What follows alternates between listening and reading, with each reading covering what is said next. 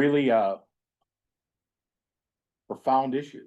I kept asking, well, how do you go on strike? Do you withhold your labor? And nobody gave me a straight answer. I mean, it was like kind of like, well, we bargain with ourselves, and it's like, well, wait a minute, what are you talking about? But they do. I mean, they are the government. You're not bargaining with capital. They with the resources that they have, they come to an agreement. They sign their labor agreement, and then they work with that. It's never enough, as with any worker.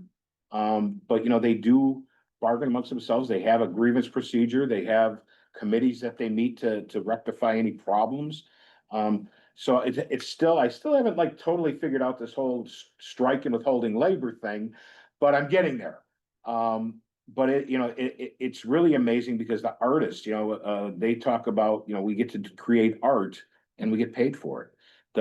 We met a group of dancers, they can dance and they get paid to dance. And the one gal, I think somebody, I don't remember who she told or who told me, the one gal dancer said, I wouldn't go to America because I'd have to work 3 jobs to support myself. Here I can dance and be paid to dance. A musician, we saw not this time, but the time before, we saw a musician.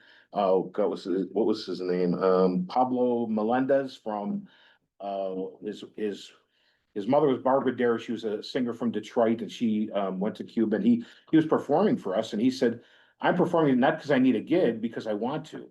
I get paid. I don't have to do gigs to make my money." So it's really an interesting concept. It's a little hard to wrap around coming from labor here in the States, where you have to struggle and you fight and you fight. We're a public sector union, and we fight, our politicians, and we fight our bosses and everything else to extract the wages that we need. They bargain with themselves, and I'm getting there, but it's still a little hard to wrap my head around it. But almost everybody's in a union. They were even talking now that they're trying to organize some of the so-called, their gig workers, people that sell flowers on the streets, and they're looking to do that. So that was pretty amazing. And the other thing that was really cool, we actually got to meet 2 medical students from England that were at the hospital that were training to be that, it was part of their training to become doctors. So it's an international thing. I think there were 46 or 78 doctors that are part of the program in the house. I can't remember the exact number, but that's all free. And so, I'm really starting to get it. And even the criticism that doctors that go abroad, slavery or whatever, there's been accusations made, but these doctors, they get paid a wage that's comparable to live, or that they can live in Cuba with. There's a lot of subsidies and a lot of things that happen, but they get that wage when they go abroad. They get that same wage. So it's not like it changes when they go abroad. So people are sitting in the United States and other countries are saying, well, it's slave labor because they go to these other countries and they can't afford to live. Here they're slavery, but it's really not. And again, it took me a little time to wrap my head around all that. Left a little more. But I think labor is the way to do it. And I'm a tried and true. I've been doing this. I've been in the labor movement for 36 years. I was a school janitor, and I'm an officer at Local 73. But the thing that keeps me going to the young people that are energetic, that are protesting, that are taking to the streets. And I hope that we can figure out a way to provide or help or assist or do whatever it is. I don't know the right word, or maybe to facilitate or whatever it might be, so that the struggle is organized, it's calculated, and that we succeed in our goals. So I think, since Dr. King's assassination, I don't think there's anybody that's done that's able to pull it all together as he did with the civil rights movement. So I think, we have that vacuum there that needs to be filled, and, maybe it won't be labor, maybe somebody else will step up and take that role. But being a person from labor, I hope it's labor that does that, and that's a legacy that I can be part of, when I pass on or move to the next level of my life. So that's just my observations.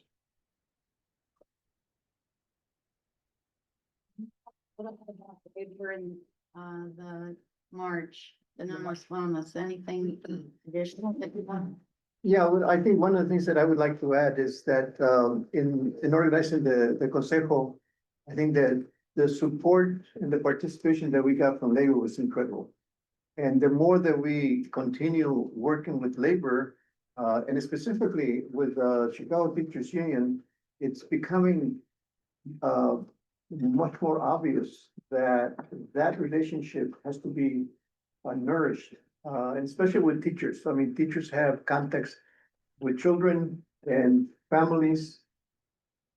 And with families, I mean, the outreach that teachers have is, it's incredible. And I think that we need to work at that kind of a relationship, not just with the teachers union, but with other unions, who have a strong base in communities. I've been a labor person since I was 19. You know, it was the first time I became a member of a union. And even today, I'm a member of the National Writers Union. So it's something that I've always believed, that we have to have strong unions to defend workers. And I think that in the Consejo and the relationship that we had with labor, it showed that that's the type of thing that we need to do. I think that unions need to be strong. We know that in the last few decades, I mean, the government really went after unions, and it made a dent. But I think now is the opportunity now again to begin organizing at all levels and make unions strong. And for us who are activists, to make sure that labor is part of our organizing also. So I think that that's important.